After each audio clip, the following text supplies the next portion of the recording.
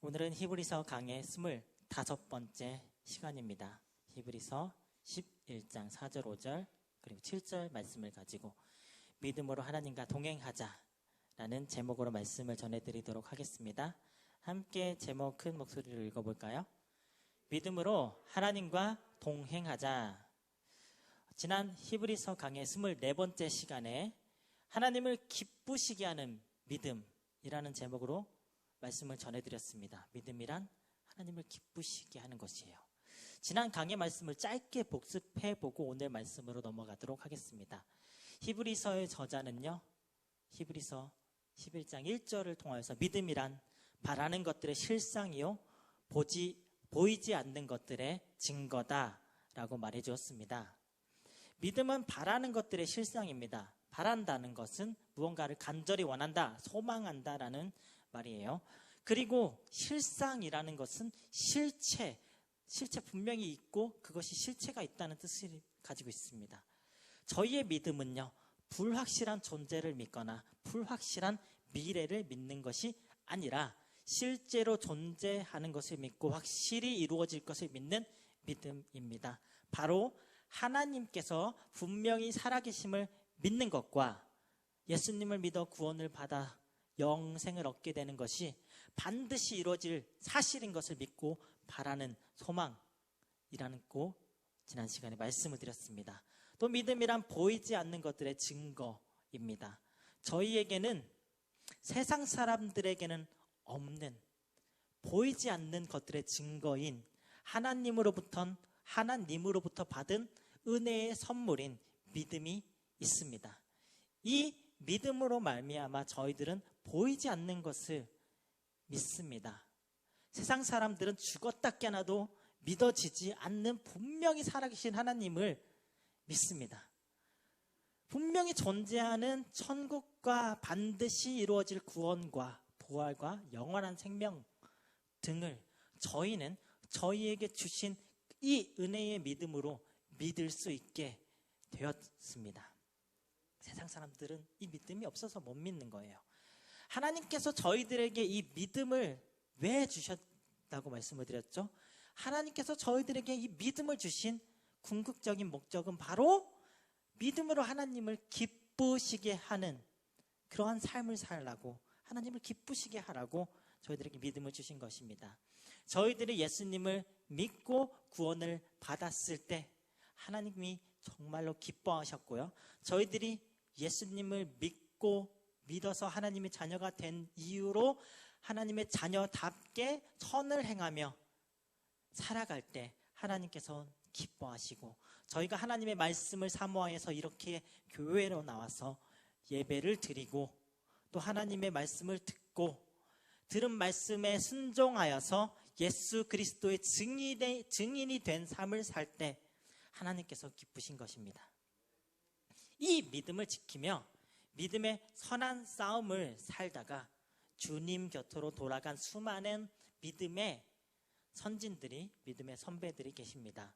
히브리서의 저자는요, 오늘 이 히브리서 11장을 통해서 하나님을 기쁘시게 하는 믿음을 이야기해 주면서 믿음을 지키며 하나님을 기쁘시게 하였던 믿음의 선진들의 이야기를 동시에 해주면서 히브리서의 수신자들에게, 저희들에게 그들과 같은 믿음을 소유하기를 원하고 있는 것입니다. 히브리서의 저자는 믿음의 선진들 중 첫 번째 인물로 아벨을 언급합니다. 본문 말씀 히브리서 11장 4절을 함께 읽겠습니다. 믿음으로 아벨은 가인보다 더 나은 제사를 하나님께 드림으로 의로운 자라 하시는 증거를 얻었으니 하나님이 그 예물에 대하여 증언하심이라. 그가 죽었으나 그 믿음으로써 지금도 말하느니라. 히브리서의 저자는 먼저 아벨의 믿음을 언급하면서 아벨이 믿음으로 드린 제사가 하나님을 기쁘시게 했음을 이야기해주고 있습니다. 가인과 아벨 이야기는 창세기 4장에 등장하는데요. 신앙생활을 오래 하신 우리 성도님들은 잘 아시는 이야기이겠지만 짧게 간추려서 말씀을 드려보겠습니다.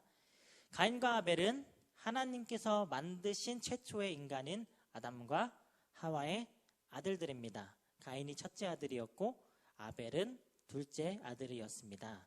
형 가인은 농사를 짓는 농부였고 동생 아벨은 양을 치는 목자였어요. 그러던 어느 날 이 둘이 하나님께 제물을 드렸습니다. 가인은 농부니까 땅의 소산물로 제물을 삼아 하나님께 드렸고 아벨은 목자였으니까 양의 첫 새끼와 그 기름으로 하나님께 제물을 드렸다라고 기록되어져 있습니다. 하지만 하나님께서는 오직 동생 아벨의 제물만 받으셨고 형 가인의 제물은 받지 않으셨습니다. 하나님께서 왜 구체적으로 어떤 이유로 아벨의 제물만 받으시고 가인의 제물은 받지 않으셨는지 구체적으로 성경에 기록되어져 있지 않아요. 왜 하나님께서는 가인의 제사를 받지 않으셨는지 오늘 본문 말씀과 창세기 4장의 내용을 살펴보았을 때 그래도 저희가 찾을 수 있는, 발견할 수 있는 이유들이 있습니다. 먼저 앞서 읽은 본문 말씀에 아벨은 하나님께 믿음으로 더 나은 제사를 드렸다고 기록되어져 있습니다. 단순히 가인이 땅의 소산물인 곡물, 땅의 소산물인 곡물일 수도 있고 뭐 채소일 수도 있고 뭐 과일일 수도 있고, 그리고 아벨 그런 걸로 땅의 소산물로 제물을 드렸고요. 아벨이 양을 드렸기 때문에 하나님은 동물만 좋아하셔가지고 동물의 제물만 좋아하시기 때문에 가인의 제물을 받지 않으신 것이 결코 아닙니다. 하나님은 저희들이 드린 헌금의 액수나 뭐 제물의 질을, 예물의 질을 보시는 분이 결코 아니십니다. 하나님은 중심을 보시는 하나님이셔서 저희들의 마음속 깊은 곳을, 저희들의 믿음을 보시는 하나님이십니다. 아벨은 하나님께 믿음을 다해 정성껏 하나님께 제물을 드린 것이 분명하고 가인은 믿음이 없이 건성으로 하나님께 제물을 드린 것이 분명해요. 가인과 아벨 둘 다 하나님께 제물을 드리고 예배를 드렸어요. 저희들도 예배에 나오고 헌금도 하고 교회에 헌신도 하지만 다 하나님께서 저희들의 예배를 기뻐 받아주시는 것이 아닌 것이에요. 중요한 것은 저희가 예배할 때, 하나님께 나아올 때 저희들의 중심에 있는 하나님을 향한 믿음이 중요한 것이에요. 아벨은 하나님께 제물을 바칠 때 정성을 다해 하나님께 드릴 제물을 준비했을 것입니다. 자신이 기르던 양 중에서 가장 좋은 양을 골랐을 것이고요. 그 양의 첫 새끼를 잡고 기름을 정성껏 짜내어 하나님을 경외하고 감사하고 사랑하는 마음으로 제물을 드렸을 것이에요. 이 아벨이 드린 정성을 다하고 마음을 다한 믿음의 제물을, 예배를 하나님께서는 기쁘게 받아주신 것입니다. 반면에 가인은 아마 대충 자신이 기른 땅의 소산물 중 아무거나 골라서 하나님께 가져왔을 것이고, 또 감사하는 마음, 하나님을 사랑하는 마음보다는 자신의 유익을, 하나님 저 이거 드리는데 저 축복 좀 많이 해주세요, 이런 식으로 오롯이 자기 자신만을 위한 믿음이 없는 제사를 드렸을 것이에요. 저희도 매주 주일 예배에 나오는 것, 예배를 처음부터 끝까지 잘 드리는 것이 다가 아니라 하나님을 경외하는 마음으로, 하나님을 사랑하는 마음으로, 하나님을 갈망하는 마음으로, 신령과 진정으로, 믿음으로 하나님을 예배할 때 하나님께서 저희들의 예배를 기쁘게 받아주실 것입니다. 마음을 다해 믿음으로 예배하는 것만큼 또 중요한 것이 있습니다. 바로 믿음으로 하나님의 자녀답게 선을 행하고 죄를 다스리는 삶을 살아야 합니다. 가인은요, 하나님을 향한 믿음이 없는 자였고요. 그래서 예배에도 실패했어요. 그렇지만 그의 삶에서도 그는 실패한 인생이었습니다. 가인은 믿음이 없는 자였고 선을 행하지 않는 자였습니다. 그리고 죄를 다스릴 줄 모르는 자였어요. 하나님께서 아벨의 제물만 받으셨죠. 가인의 제물은 받지 않으시자 가인은 화를 내고 안색이 변하였다고 성경에 기록되어져 있습니다. 이 모습을 본 하나님께서 가인에게 이렇게 말씀하셨습니다. 창세기 4장 6절 7절을 읽겠습니다. 여호와께서 가인에게 이르시되 내가 분하여 함은 어찌 됨이며 안색이 변함은 어찌 됨이냐. 내가 선을 행하면 어찌 낯을 들지 못하겠느냐. 선을 행하지 아니하면 죄가 문에 엎드려 있느니라. 죄가 너를 원하나 너는 죄를 다스릴지니라. 가인은 선을 행하지 않는 자였어요. 또 죄를 다스리지 못하고 죄를 짓는 자였던 것 같습니다. 구체적으로 무슨 선을 행하지 않았는지, 무슨 죄를 지었는지, 어떻게 그 죄를 다스리지 못했는지는 알 수 없지만 예상을 해본다면 아마도 가인은 우선 부모님의 말씀을 듣질 않는, 불순종하는 아담과 하와의 말을, 아버지 아담, 어머니 하와의 말을 듣지 않는 불순종한 아들이었을지 않을까요? 그리고 막 동생인 아벨을 동생으로서 사랑하지 못하고 또 무시하고 괴롭히고 또 자기 자신의 사리사욕만 챙기는 욕심쟁이였을 것입니다. 그래서 가인은 결국에 이 죄를 다스리지 못하고 하나님의 사랑을 독차지하는 동생 아벨을 쳐 죽이는 죄를 범하고 말았습니다. 아벨은 그와 반대였겠죠. 부모님의 말씀에 늘 순종하고 형에게 괴롭힘을 당하고 손해를 보더라도 형을 존중하고 형의 말을 잘 들었을 것이에요. 그렇기 때문에 형이 동생아 우리 저기 들에 가자라고 했을 때 따라갔고 질투에 눈에 먼 형에게 죽임을 당하게 된 것이지요. 아마도 아벨은요 죄를 다스릴 줄도 알았기 때문에 형이 자신을 막 때리고 죽이려 할 때 아벨은 제대로 반격조차 하지 않고 일방적으로 맞아 죽임을 당하지 않았나 추측해 봅니다. 하나님을 향한 믿음이 없었고 선을 행하지 못하고 죄를 다스리지 못한 가인은 결국에 동생 아벨을 죽이는 끔찍한 살인의 죄를 저지르고 말았어요. 아무리 하나님께 예배하고 헌금을 드리고 헌신을 한다 해도 저희가 예배만 잘하는 것이 아니라 저희의 삶을 통해서, 예배 밖의 삶을 통해서 선을 행하고 죄를 다스리지 않는다면 저희들은 모두 다 연약해서 다시 저희가 죄의 다스림을 받게 될 것입니다. 죄는 언제나 저희들을 집어삼키려고 문 앞에 엎드려 있습니다. 문 앞에 엎드려 있다는 거, 그것은 바로 사자가 먹이를 단숨에 낚아채기 위해 웅크리고 기다리고 있는 그 모습입니다. 사탄은요 늘 언제나 저희를 삼키려고, 저희가 죄를 짓게 하려고 저희의 마음 문 앞에서 엎드려서 호시탐탐 기회를 엿보고 있습니다. 그래서 저희들의 마음에 아주 작은 틈이라도 주어지면은 잽싸게 비집고 들어와 저희가 하나님 앞에서 죄를 짓게 만듭니다. 선량하고 신실했던 아벨은 믿음으로 예배를 드린 그 의로운 행위로 인해 형에게 죽임을 당했습니다. 하지만 그 믿음의 예배로 인해 하나님으로부터 의로운 자라 하시는 증거를 얻었습니다. 아벨은 믿음으로 예배한 사람이었습니다. 또 선을 행하고 죄를 다스리는 자였습니다. 하나님께서는 저희들에게 이러한 아벨과 같은 믿음을 원하십니다. 하나님은 예배할 때 하나님을 경외하는 마음으로, 감사하는 마음으로, 하나님을 사랑하는 마음으로, 중심을 다해 마음과 정성을 다해 예배하는 자를 찾으십니다.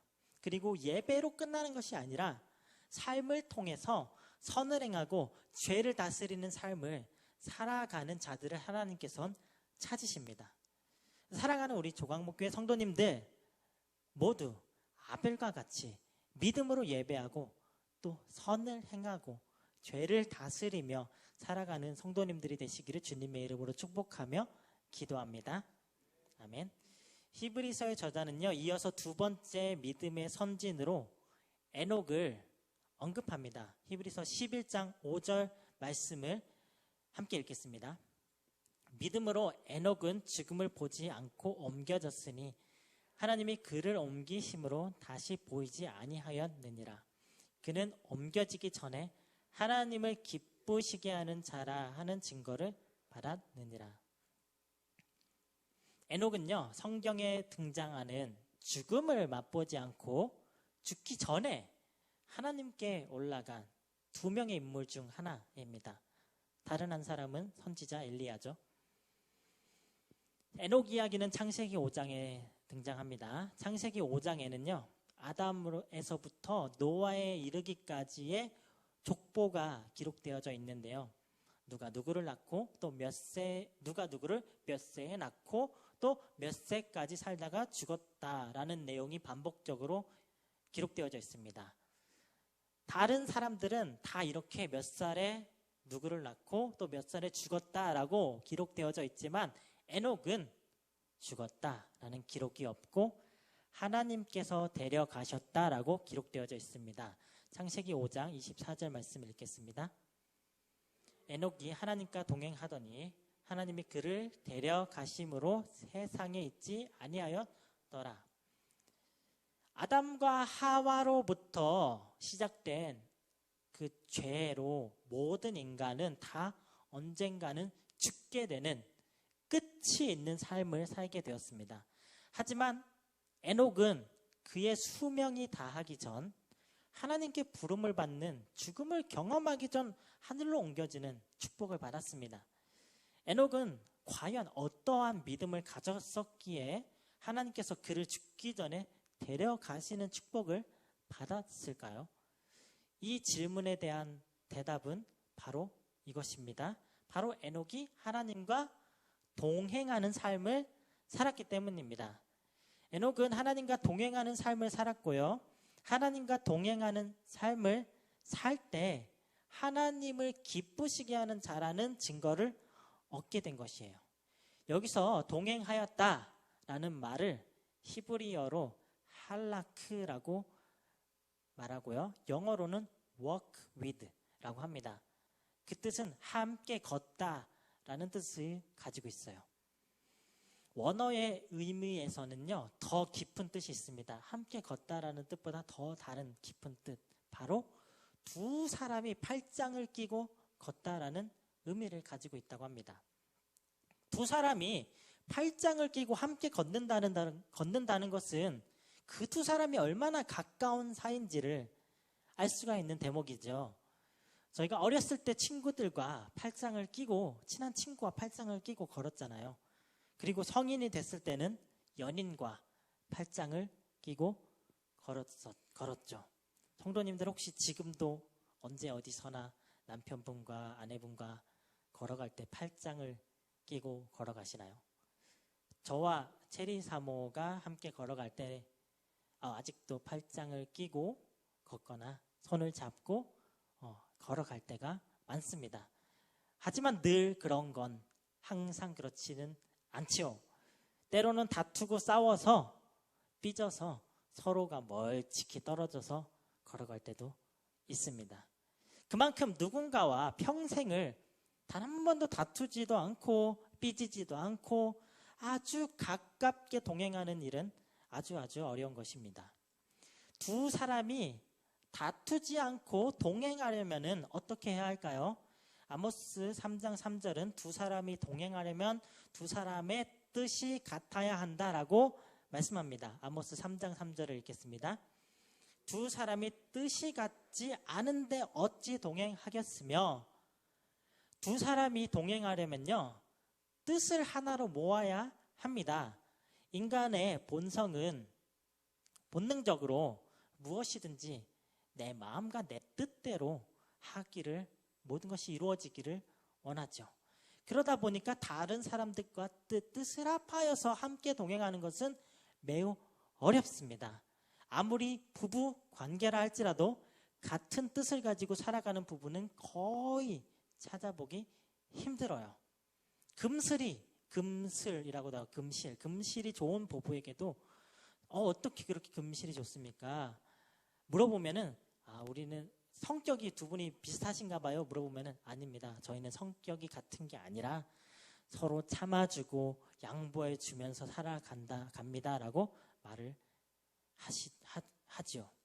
저희가 하나님과 동행하려면 어떻게 해야 할까요? 저희와 하나님도 서로 양보하고 서로 참아주어야 할까요? 사실 하나님께서는 저희에게 이미 참 많이 양보하셨고 참 많이 참아주셨습니다. 하지만 저희가 저희의 뜻과 저희의 고집을 부려서 하나님의 뜻대로 살지 못하였어요. 안 했어요. 예수님께서도 인간의 몸으로 이 땅에 오셔서 십자가에 달려 죽으시기 전에 땀방울이 핏방울이 되기까지 하나님께 기도하셨어요. 하지만은 나의 원대로 하지 마옵시고 아버지의 원대로 하나님의 뜻대로 하옵소서라고 하나님의 뜻에 모든 걸 맡기셨습니다. 나의 고집과 나의 뜻을 버리고 하나님의 뜻에 순종함으로 주님과 동행하는 삶, 하나님과 동행하는 삶을 사는 것이 믿음의 삶인 것입니다. 에녹의 평생의 삶 동안 에녹은 하나님의 뜻에 순종하고 하나님의 뜻에 따라서 하나님과 팔짱을 끼고 동행하는 삶, 하나님의 뜻을 따르는 삶을 살았던 것입니다. 그런 에녹을 하나님께서는 기뻐하시고 에녹이 죽기 전에 데려가신 것이에요. 하나님께서는 저희와도 팔짱을 끼고 동행하는 삶을 살기를 원하십니다. 그래서 저희와 너무나도 동행하길 원하셨기 때문에 예수님을 이 땅에 보내주시고 십자가에 달려 죽으시게 하시고 저희를 천국에 불러주시려고 죽으신 예수님께서 3일 만에 부활하시고 하늘로 올라가시고 성령님을 저희에게 보내주신 것입니다. 요한복음 14장 16절을 읽겠습니다. 내가 아버지께 구하겠으니 그가 또 다른 보혜사를 너희에게 주사 영원토록 너희와 함께 있게 하리니. 성령님을 보내주셔서 하나님께서는 저희와 늘 언제나 함께 하시고 동행해 주세요. 예수님께서 약속하신 것이에요. 내가 너희와 세상 끝날까지 함께 해주시겠다고 약속하셨어요. 마태복음 28장 20절입니다. 내가 너희에게 분부한 모든 것을 가르쳐 지키게 하라. 볼지어다 내가 세상 끝날까지 너희와 항상 함께 있으리라 하시니라. 하나님과 동행했던 에녹은요, 죽음을 보지 않고 하나님께로 옮겨졌습니다. 저희의 믿음의 삶도 마찬가지예요. 저희가 이 세상을 살다가 죽음이 찾아올지라도 저희는요, 부활의 소망, 영생의 소망을 믿음으로 주님 다시 오실 그날 새롭게 부활하여 한 예수님과 천국에서 영원히 행복하게 살게 될 것을 믿습니다. 사랑하는 조강목교회 성도님들 모두 에녹과 같이 하나님과 동행하는 삶, 믿음으로 하나님을 기쁘시게 해드리는 삶을 사시어서 부활의 소망, 영생의 소망 안에서 늘 감사와 기쁨으로 사시는 성도님들이 되시기를 축복하며 기도합니다. 아멘. 또 믿음의 선진들을 이야기할 때 노아를 결코 빼놓을 수가 없겠지요. 11장 7절 말씀을 함께 읽겠습니다. 믿음으로 노아는 아직 보이지 않는 일에 경고하심을 받아 경외함으로 방주를 준비하여 그 집을 구원하였으니 이로 말미암아 세상을 정죄하고 믿음을 따르는 의의 상속자가 되었느니라. 아담과 하와가 에덴 동산에서 쫓겨난 이후에 자녀들을 낳아서 또 그 자녀가 낳고 또 낳고 세상에 많은 사람들이 살게 되었습니다. 얼마나 많은 사람들이 있었는지 알 수 없지만은 누군가 그 당시 인구를 추측해 놓은 글이 있어서 말씀을 드리겠습니다. 당시 인간의 수명이 되게 길었죠. 몇백 년. 대략 한 500년으로 평균 500년으로 인간의 수명을 그 당시 인간의 수명을 500으로 생각하고 500년으로 생각하고 한 가족을 6인 가족으로 또 한 세대를 100년으로 계산을 하여서 추측을 해보니까 노아 시대의 지구에 살고 있던 인구가 약 2억 3,500만 명의 사람들이 살고 있었을 것이다 라고 추측되었습니다. 이것은 최소치로 구한 인구고요.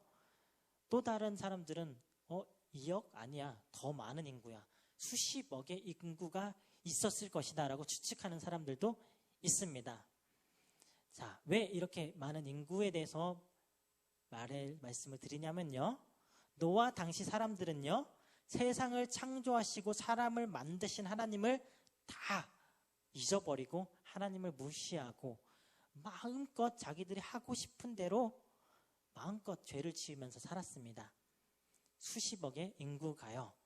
오직 이런 세상 속에서 오직 단 한 사람 노아만이 하나님 앞에서 의인으로 하나님을 섬기는 믿음의 사람이었습니다.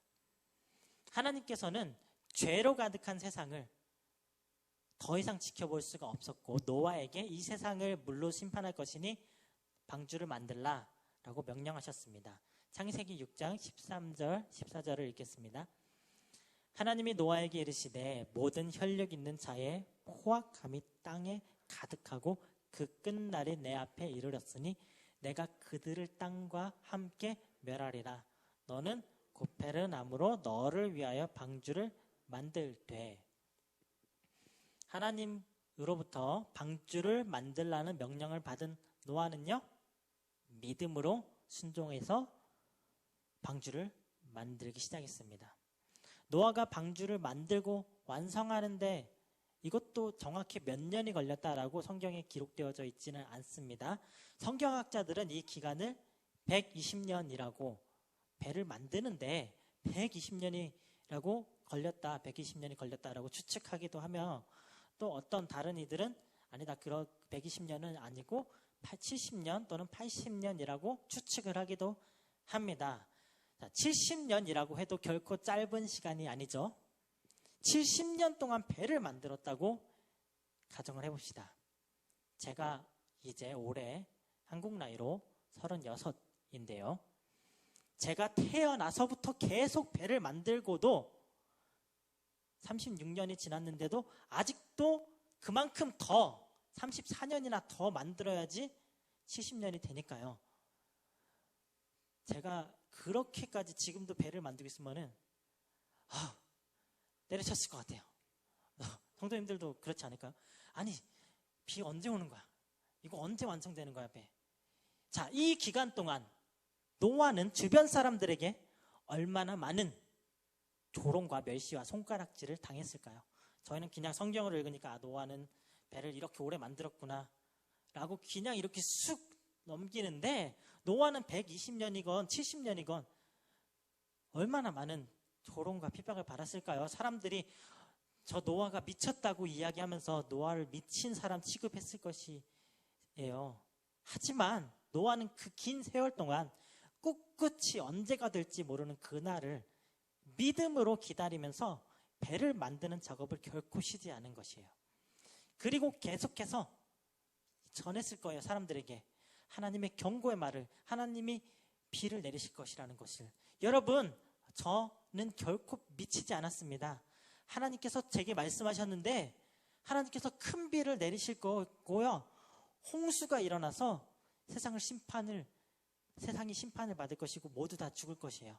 어서 저랑 같이 힘을 합해서 방주를 만듭시다. 아니면은 우리 회개합시다. 그래서 하나님이 저희들을 심판하지 않도록 회개합시다. 그렇지 않으면 우리는 다 죽을 것이에요 라고 노아는 분명히 그 긴 세월 동안 조롱과 핍박을 받으면서도 전했을 것이에요. 하지만 노아가 아무리 소리쳐도 그들은 듣지 않았습니다. 사람들은 노아의 경고를 무시하고 여전히 계속해서 죄를 지었고, 결국에 때가 되어 큰 비가 내리고 땅에 샘들이 터져서 홍수가 일어나고 땅 위의 모든 생명체들은 노아의 방주에 타고 있는 노아의 가족들과 동물들을 제외하고는 다 죽게 되고 말았죠. 세상 사람들은 말해요. 신이 어디 있냐? 천국이 어디 있냐? 종교는 다 가짜다. 신이 있다면 보여줘봐. 보여주면 믿겠노라고. 노아는 노아의 시대에 그 수많은 죄를 지었던 사람들은 다 노아가 미쳤다고 말해도 노아는요 결코 믿음을 잃지 않았어요. 아까 말씀드렸다시피 수십억의 인구가 다 아니야 너는 미쳤어 라고 해도 노아는 자기의 믿음을 지켰던 것이에요. 저희는 혼자가 아니죠. 우리 함께 믿음을 지키는 믿음 생활함이 너무 은혜가 됩니다. 저희도 노아처럼 지금 당장은 눈앞에 보이지 않지만 하나님의 약속을 믿고 순종해야 합니다. 저희가 하나님의 말씀을 믿고 순종할 때 하나님께서는 저에게 약속하신 구원의 영생의 면류관을 잘하였다 착하고 충성된 종아라고 칭찬하시며 씌워주실 것입니다. 사랑하는 우리 조강목교회 성도님들, 예수 그리스도를 믿어 구원을 받은 저희들이 이 세상을 살아갈 때 이 믿음의 순례의 길은 결코 쉽지 않을 것입니다.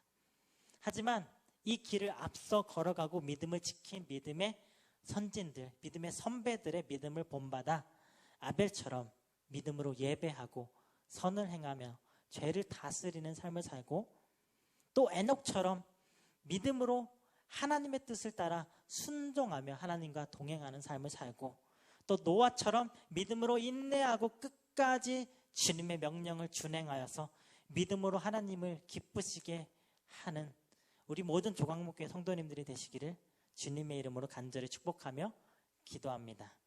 다 같이